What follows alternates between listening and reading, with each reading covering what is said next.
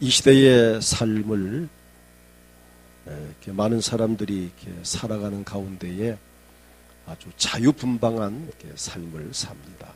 각 나라마다 문화가 다르고 또 같은 나라일지라도 지방마다 또 문화가 다릅니다. 또는 같은 가족 식구까지도 각각 삶의 스타일이 다를 수 있고, 요즘에는 쌍둥이도 세대 차이가 난다 할 정도로 개인적인 어떤 그 삶의 그 방식이 다 다릅니다. 자, 그러다 보니 삶에 있어서 어떤 기준이 정말 애매모호합니다. 어떻게 살아야 이게 바르게 사는 건지. 자, 오늘 우리는 신앙생활마저도 때로는 어떤 기준이 없어서 당황스럽고 혼란스러울 때가 있습니다. 자기 나름대로는 신앙생활을 잘한다 생각하는 사람도 있고, 또 잘하면서도 난 내가 이래하면 되겠나 하고 또 자신 묶이는 사람도 있고, 내가 잘하는 건지 잘못하는 건지 감도 못 잡고 그냥 또 하는 사람도 없지 않아 있습니다. 자, 이런 의미에서 볼 때에 오늘 우리에게 하나님이시면서도 사람의 몸을 입고 오신 예수 그리스도, 바로 예수님의 삶이야말로 우리 삶의 표준이 되시기에 충분하다고 하는 사실입니다. 예수님은 하나님이십니다. 그러면서 사람 몸을 입고 이 땅에 오셨습니다. 우리와 똑같은 세상에 살으셨습니다. 그분이 어떻게 살으셨는가? 그분의 삶을 우리가 살펴보면 아마 우리의 삶의 모델로 삼아도 충분하지 않을까. 그 어떤 누구보다 충분한 우리의 표준이 되는 주님이십니다. 우리가 말하기를 어떤 분이 내 삶의 멘토다, 내가 누구를 모델로, 롤 모델로 삼고 산다, 이런 표현을 더러 할 때도 있습니다. 물론 좋은 일이죠. 그러나 그 어떤 누구보다도 예수님이야말로 우리 삶의 가장 정확한 표준이라고 저는 말할 수 있습니다. 오늘 19절을 보면 예수님은 그 어떤 것도 스스로 할 수 없다고 하셨습니다. 예수님같이 훌륭하시고 완벽하신 분도 쉽게 결정하고 쉽게 산 것이 아니고 신중하게 생활하신 것을 볼 수 있습니다. 그런데 우리는 어떻습니까? 우리는 모든 것을 스스로 잘 합니다. 누가 안 시키고 안 가르쳐 주어도 잘 결정하고 잘 판단하고 잘 선택하고 너무 쉽게 인생을 살 때가 있습니다. 그러다 보니까 시행착오도 하게 되고 또는 실수도 합니다. 그러나 예수님은 그 훌륭하신 분임에도 불구하고 모든 것을 스스로 하지 않았다. 하나님께 물어보고 또 하나님의 뜻을 따라서 움직였다고 하는 사실입니다. 우리는 예수님은 어떤 스타일로 사셨는가? 오늘 예수님의 그 삶의 패턴을 우리가 배우기를 원합니다. 아마 오늘 이 말씀이 우리 삶의 가장 정확한 표준, 신앙생활의 가장 정확한 표준으로 보아도 저는 맞다라고 생각을 합니다. 왜냐하면 예수님의 삶이기 때문에. 첫째로 예수님은 항상 기도로 삶을 시작하셨습니다. 예수님께서 30년 동안 사생활을 마치고 이제 30대 되던 그 해에 공생애를 들어가시면서 그는 40일 금식을 하며 그의 인생 그 어떤 공적 사역을 시작을 합니다. 자, 40일 금식을 하고 난 후에 본격적인 사역을 시작했다는 누가복음 4장 1절을 보게 되면 예수께서 성령의 충만함을 입어 요단강에서 돌아오사 광야에서 40일 동안 성령에게 이끌리시며 40일 동안 금식하며 기도로 그의 사역을 시작합니다. 예수님께서 12 제자를 부르시고 선택하실 때에도 이렇게 지나가다가 이렇게 좀 번듯하게 생긴 사람 이렇게 해서 택한 것이 아니고 예수님께서 또 아니면 뭐 지원자를 이렇게 공모에 뽑은 것도 아니고 누가복음 6장 12절부터 13절을 보게 되면 산에 올라가셔서 기도하시고 밤이 새도록 하나님 앞에 기도하고 날이 밝은 후에 내려오셔서 그 제자들을 부르사 그들 중에서 12를 택하여 사도라 칭하였다라고 말씀을 합니다. 12 제자를 뽑는 가운데도 예수님은 충분한 기도를 하고 나서 뽑으셨다고 하는 사실. 자, 우리 주님은 이렇게 매사에 항상 기도로 시작을 합니다. 때때로 한적한 곳에 가셔서 기도를 하셨습니다. 기도의 필요성을 느끼고 기도할 수 있는 찬스가 올 때마다 누가복음 5장 16절을 보면은 예수는 물러가사 한적한 곳에서 기도하십니다. 한적한 곳에 가서 기도합니다. 왜 기도하셨을까요? 하나님 어떻게 할까요? 어떻게 살아야 할까요? 어떻게 해결할까요? 어떻게 처리할까요? 하나님 도와주세요. 하나님께 도움을 구하는 기도입니다. 전 기도하지 않는다는 것은 좀 죄송한 표현이지만은 교만이 아닌가 생각이 됩니다. 기도 안 해도 난 할 수 있어. 그 자신감. 뭐 기도 안 해도 난 다 할 수 있어 라는 자기 자신감이 아닐까. 근데 예수님은 그 위대하고 훌륭하신 분임에도 불구하고 기도했다는 것은 자기의 부족을 느끼면서 하나님 어떻게 해야 할까요? 라고 하는 하나님께 도움을 구하는 겸손한 마음이 아닌가. 예수님은 심지어 새벽 기도까지 하셨습니다. 새벽에도 일찍 일어나서 마가복음 1장 35절을 보게 되면 새벽 아직도 밝기 전에 예수께서 일어나 나가 한적한 곳으로 가서 거기서 기도하시니 예수님 같이 훌륭하신 분도 새벽 기도를 하셨습니다. 때로는 밤을 새워가며 기도하셨습니다. 아까도 소개했지만 누가복음 6장 12절을 보면 예수께서 기도하시러 산에 가서 밤이 새도록 하나님께 기도하시고. 왜 그랬을까요? 정말 예수님께 고민이 있습니다. 풀어야 할 숙제가 있습니다. 어떻게 해야 할지 예수님 자신도 답이 안 나옵니다.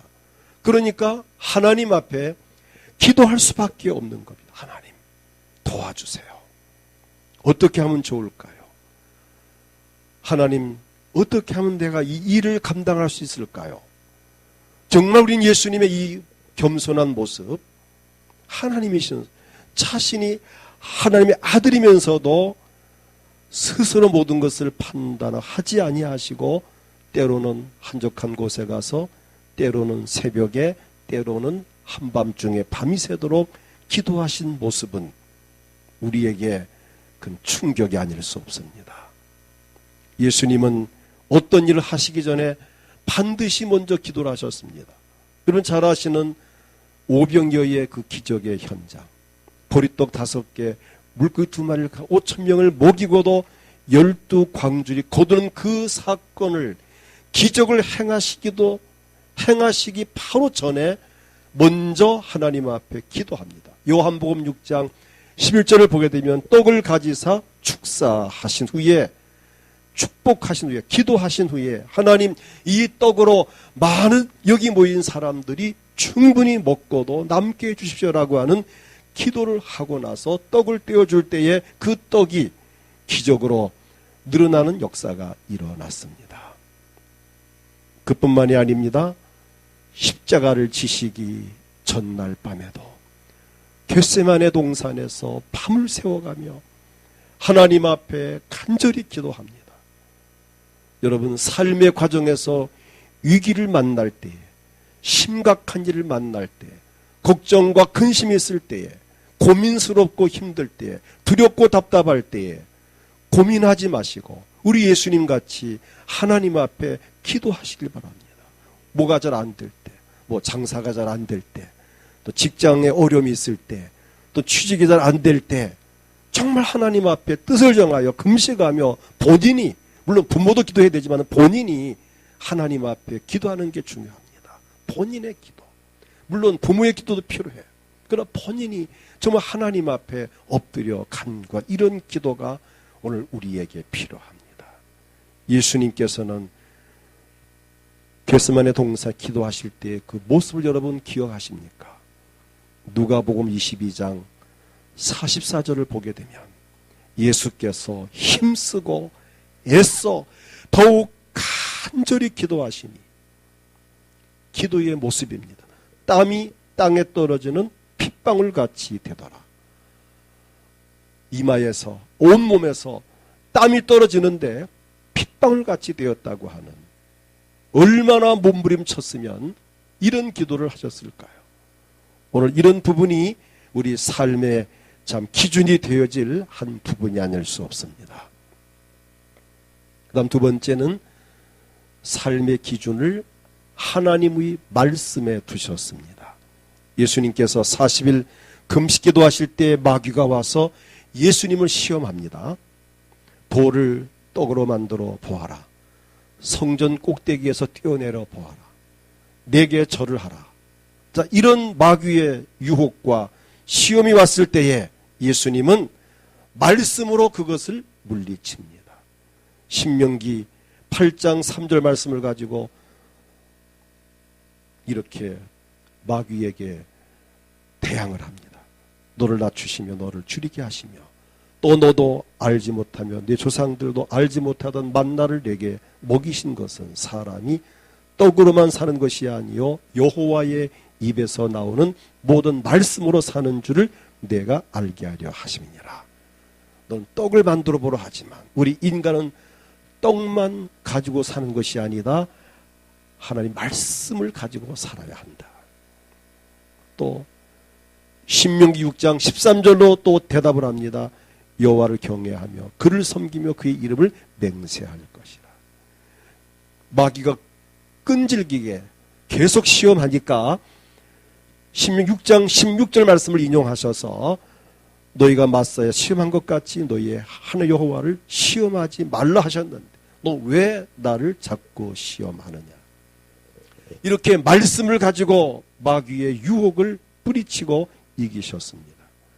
부활하신 후에도 자기를 믿지 못하는, 부활의 예수를 믿지 못하는 제자들에게 구약의 예언의 말씀을 가지고 가르쳐 주었습니다. 누가복음 24장 27절을 보게 되면 이에 모세의 모든 선지자의 글로 시작하여 모든 성경에 쓴 바 자기에 관한 글을 자세히 설명하니라.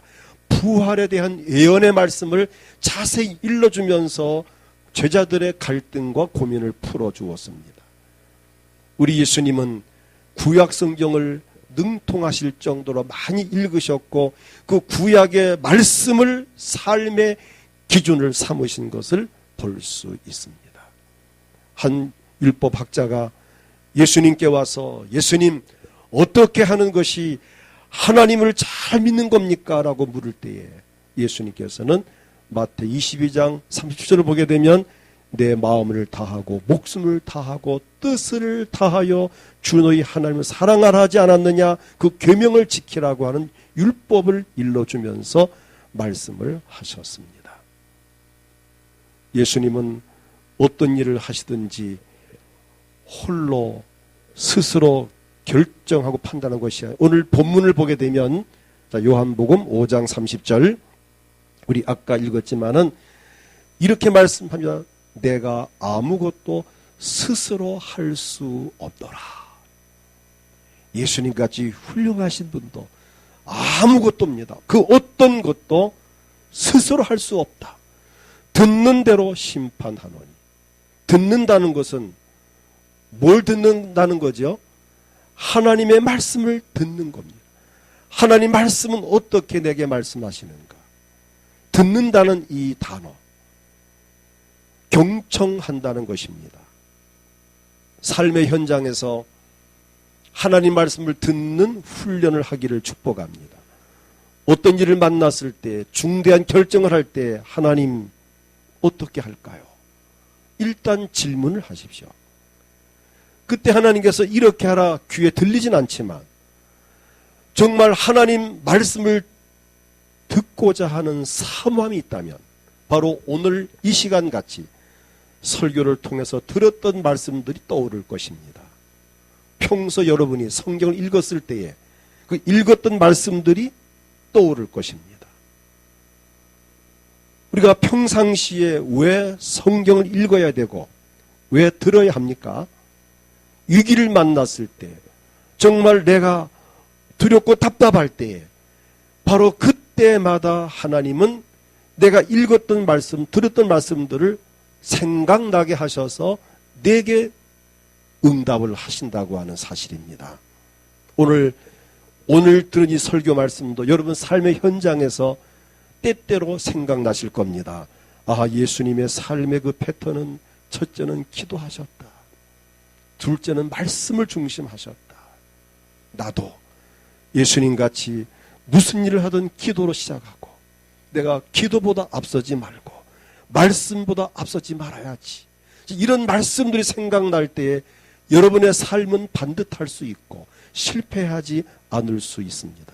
그런데 중대한 일을 하면서도 기도도 안 하고 막 결정하고 막 가고 생각도 없이 그냥 막 행동하고 말씀도 비춰보지 않고 이게 성경적인지 아닌지 이게 진리인지 비진리인지 이게 이단인지 이게 정통인지 분별도 안 해보고 막 대든다면 엄청난 실수를 할 것입니다.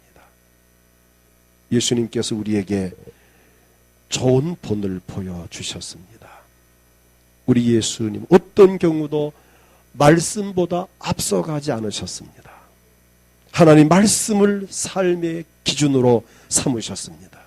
우리가 하나님 말씀을 지키는 것은 하나님을 사랑한다는 증거이고 하나님을 사랑하기 때문에 하나님 말씀을 지키고 말씀을 지킬 때에 기록된 말씀대로 지키는 그에게 복을 부어주십니다.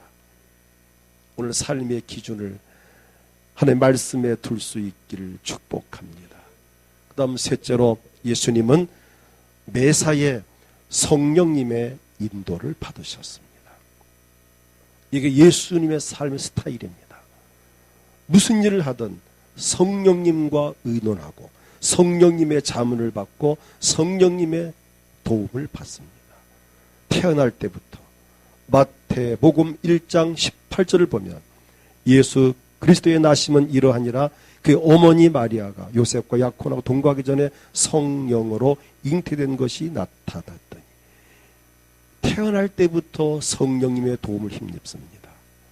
마태복음 3장 16절을 보면 예수님께서 이제 30살이 지나고 30살 되던 그 해에 세례를 받으실 때에 세례를 받으시고 물에서 올라오실 때에 하늘이 열리고 하늘에서 하나님의 성령이 비둘기같이 내려 자기 위에 임하심을 보시다니 세례받는 그 순간에 성령이 예수님께 임하셨습니다. 그 성령님은 주님과 함께 이제 늘 같이 사역을 합니다. 누가복음 4장 1절 보면은 40일 동안 성령에게 이끌리시며 광야 시험 받는 가운데 성령의 도우심으로 승리를 하게 됩니다.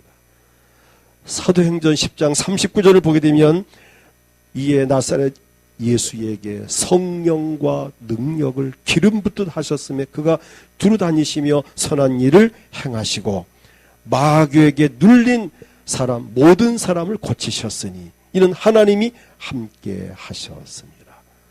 사역 현장에서도 성령님의 능력을 힘입으시고 선한 일을 행하시며 모든 마귀에 눌린 자들을 자유케 하는 일들을 주님은 행하셨습니다.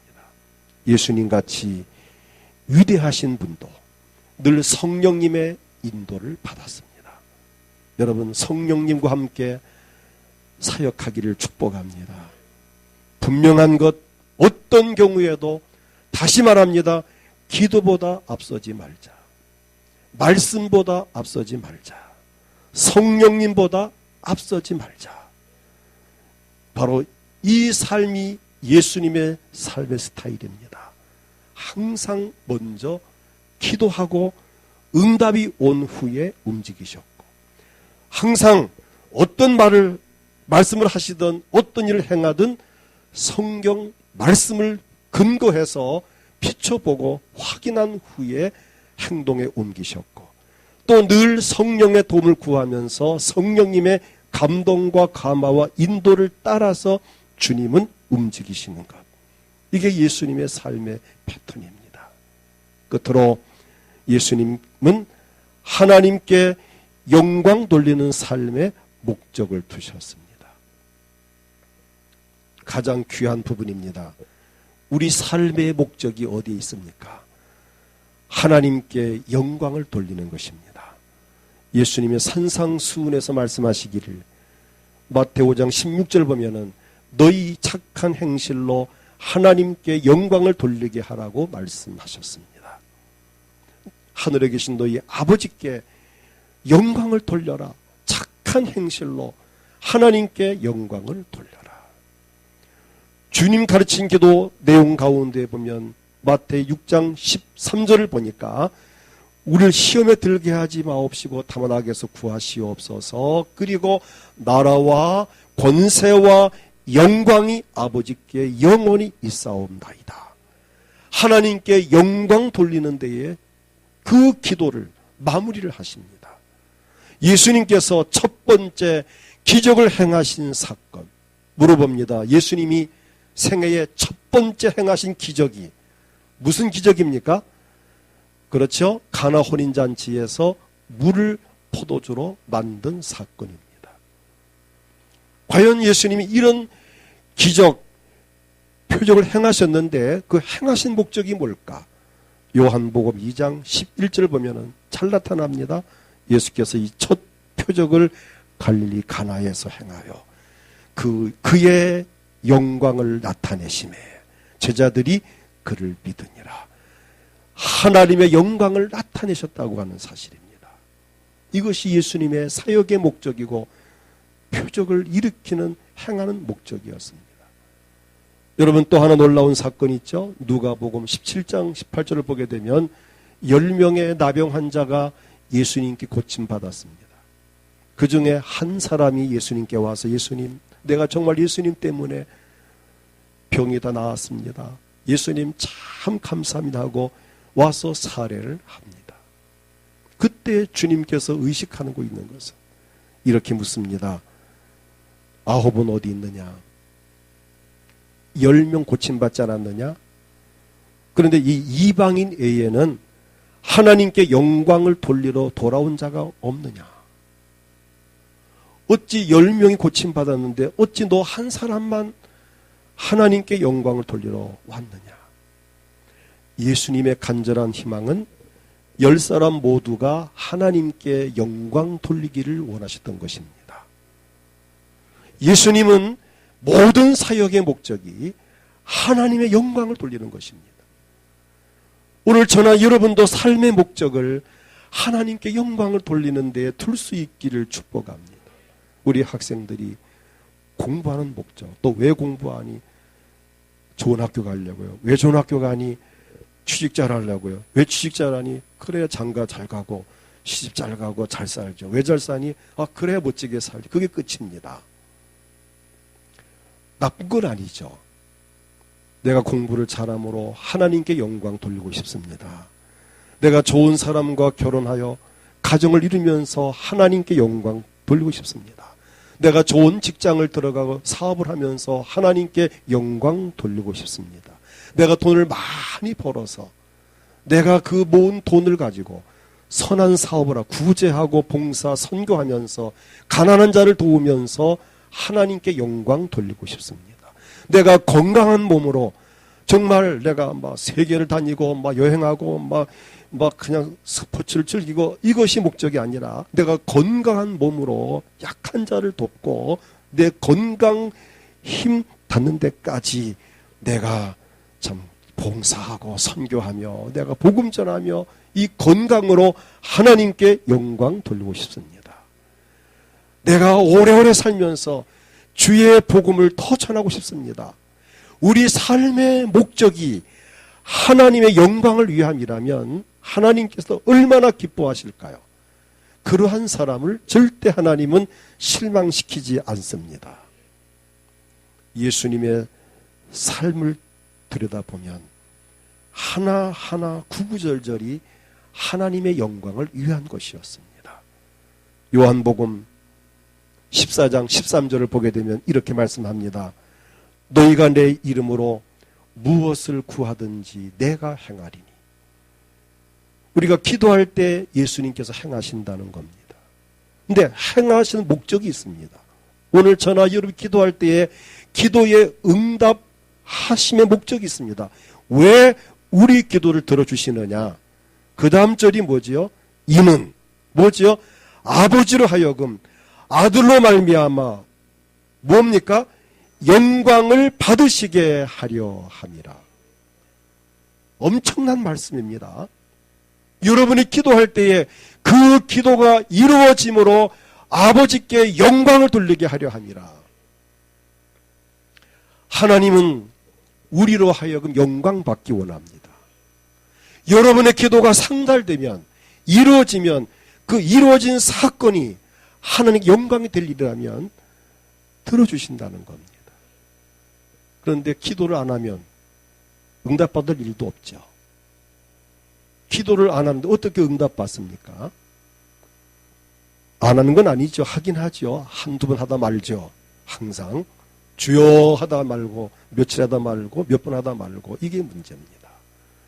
정말 주님 앞에 목숨을 건 기도를 할 수 있기를 축복합니다.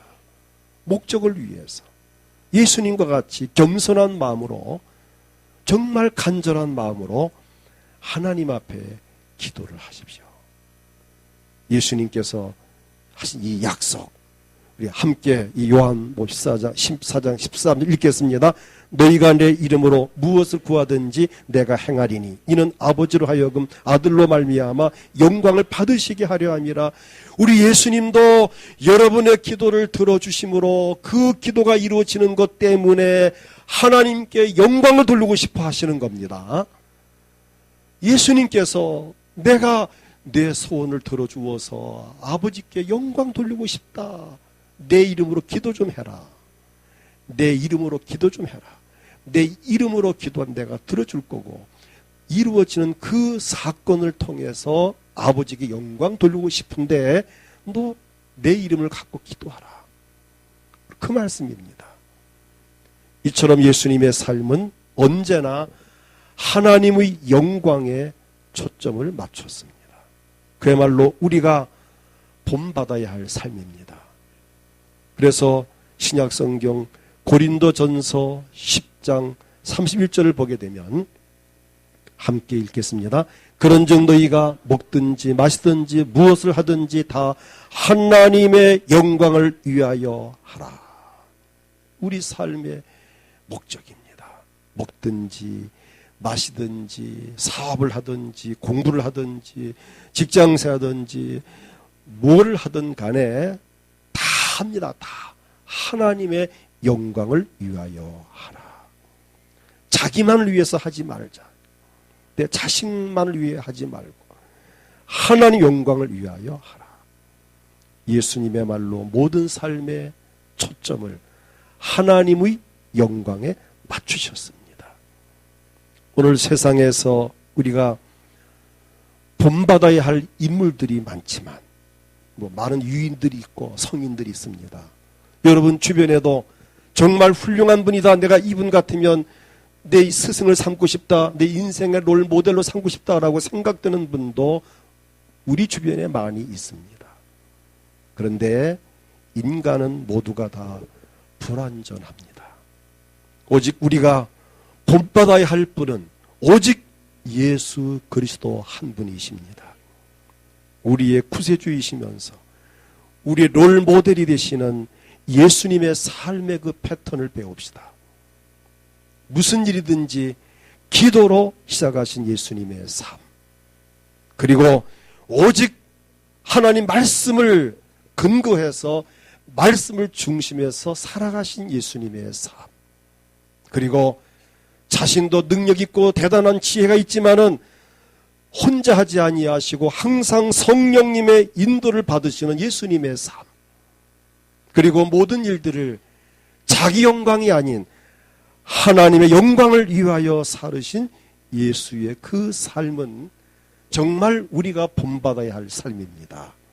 이 외에도 우리에게 보여주신 겸손한 삶을 우리는 본받아야 합니다. 특별히 우리의 죄와 허물을 사하시고 우리를 구원하기 위해서 십자가 위에서 피 흘려 돌아가신 그 주님, 그 주님의 희생적인 사랑을 우리가 배워야 하고, 제자들의 발을 씻기시는 그 섬김을 우리가 배워야 하고, 밤을 새워 기도하는 그 영성을 우리가 배워야 하고, 우린 정말 그분에게 배울 것이 정말 많습니다.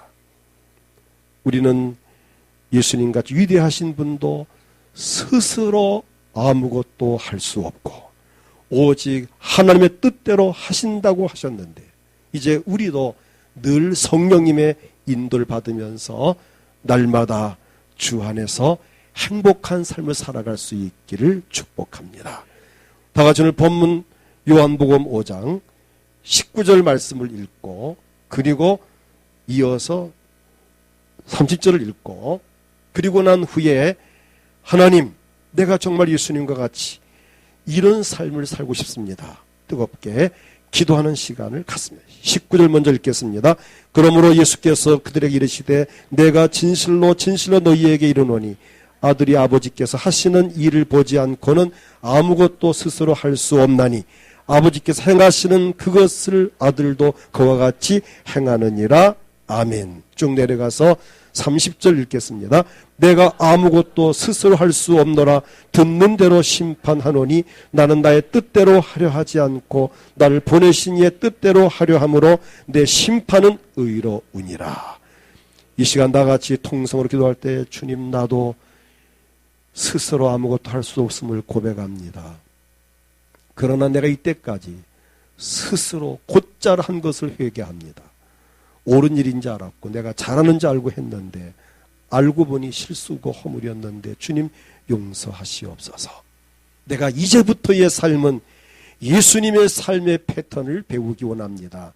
기도하는 삶, 말씀 중심하는 삶, 성령의 인도받는 삶, 그리고 모든 삶의 목적을 하나님 영광에 초점 맞추는 삶을 내가 배우기 원합니다. 주님, 나를 도와주시옵소서. 이 시간 몸이 아프신 분들 주여 내게 건강 주셔서 건강한 몸으로 하나님께 영광 돌리게 도와주세요. 마음에 소원 있는 분들 주 이 소원 이루어 주셔서 이 기도 응답으로 하나님께 영광이 되게 해주세요. 뜨겁게 기도합니다. 주여.